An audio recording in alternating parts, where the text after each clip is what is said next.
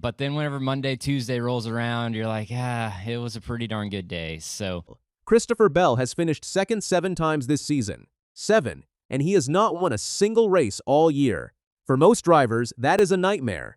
That is the kind of season that gets people fired. That is the kind of season that follows a driver around for years. But on Friday at Richmond, Bell said something that turns the whole story upside down. He said these losses mean more to him than almost anything he has done in his entire Cup career. That sounds strange. It sounds backwards. And it does not make any sense at all until you understand exactly what NASCAR changed this season. Start with the pattern.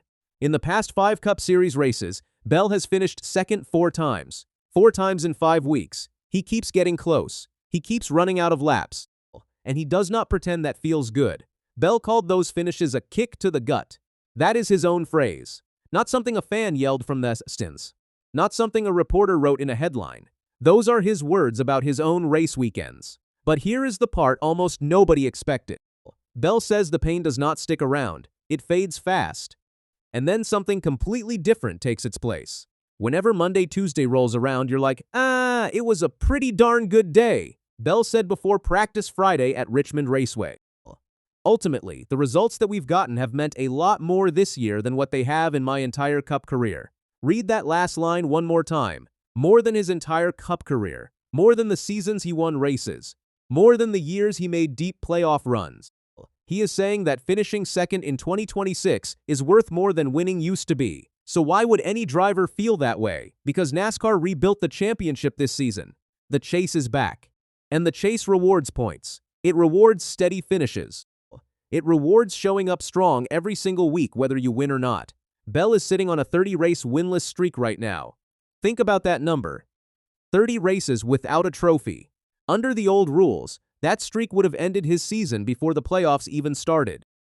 Under the new rules, he is a lock to make the chase. He is also a real threat to win the 10-race title run. Heading into Saturday night's 400-lap race at Richmond, Bell sits 6th in the points standings. And those 7th place finishes just tied a record that has been sitting untouched for more than 40 years. Harry Gant set it back in 1981. Most runner-up finishes in a single season without a single win. That is not a record any driver dreams about. Nobody grows up wanting to be the best guy who never won. But this year, that record comes attached to a real championship shot, and that changes how it feels. Now think about the format Bell used to race under.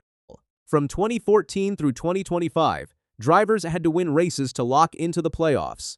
Then they had to survive 4 elimination rounds just to reach the final race. Under that system, Bell might not have been a contender at all. 7 seconds and no wins would have left him fighting for a point spot and hoping nobody else stole a win. All of that pressure is gone now. It's been nice to stack some good results together, and we're performing really well right now, Bell said. I certainly feel like we're in the mix. But Richmond already threw a problem right at him before the green flag. Bell's car failed pre-race inspection twice on Friday. Twice, and NASCAR made him pay for it in 2 different ways. He lost his pit selection. That means a worse pit stall for a long night on a short track where track position is everything. He also lost his car chief. Chris Sherwood was ejected from the racetrack, so Bell goes into a 400-lap race with 1 fewer key person on his box. That is just the newest chapter in a season that has been anything but smooth. Back on June 7th at Michigan International Speedway, Bell crashed hard, very hard. That impact registered as the most violent hit in 5 full seasons of the next-gen car. It broke his wrist. He did not sit out. He did not ask for a relief driver. He drove through the injury, he healed quickly, and he kept running near the front the entire time. He has ranked among the fastest drivers on the circuit while coming up just short at the checkered flag over and over again. Then came Sunday at Iowa Speedway, and this one had to sting the most.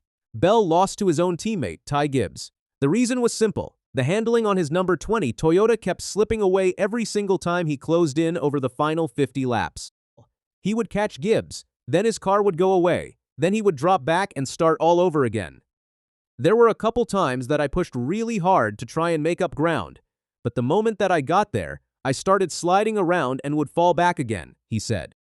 There wasn't really any way for me to even move him out of the way without seriously jeopardizing both of us. If I would have tried to make any sort of contact, it was going to make my car jump sideways. Bell does not bump people out of the way anyway. That is simply not how he races. His career best finish at Richmond is second, and he got there without wrecking anybody to do it. But do not mistake his patience for surrender. Bell made that part very clear. The standings and where you're at in points is super important, but the entire previous championship format was very much win or bust, he said.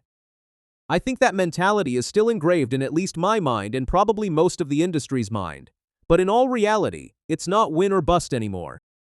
You have to have good, consistent, strong runs every single week, and that's what we're doing. Unfortunately, we haven't got to victory lane, but we've been running really well. That is the whole story in one answer. The rules changed, but the old habits did not. The entire garage still thinks in wins. Bell is learning to think in points. Meanwhile, another driver at Richmond is fighting for something much bigger than a trophy. Josh Berry says he is racing for my career, and lately he is backing that up. Berry finished 4th at Iowa. That was the first short track top 5 for Wood Brothers Racing since Ricky Rudd did it in August of 2005 at Bristol Motor Speedway. He was also 7th in the Brickyard 400 the week before. Those are his first back-to-back top 10 finishes all season long. The problem is that his seat is already spoken for. Wood Brothers Racing announced 2 months ago that Jesse Love will drive the number 21 Ford next year, and Berry says he has made very little progress finding a new job since that news came out. I can't do much else other than just try to have days like we've had the last couple of weeks, he said. If we turn this deal around and run like we have in the top 5 and top 10, and nothing materializes, I kind of feel it shows more about the system than it does about me.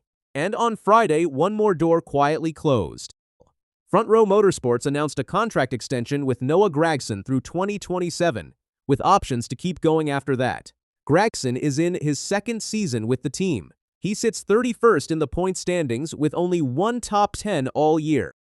So one seat filled and one more option gone for a driver running top 5s. There was other news out of Richmond too. Ty Gibbs may be headed somewhere unexpected. A report says he could race the Supercars Championship season finale in Adelaide, Australia in late November. Gibbs says nothing is finished yet.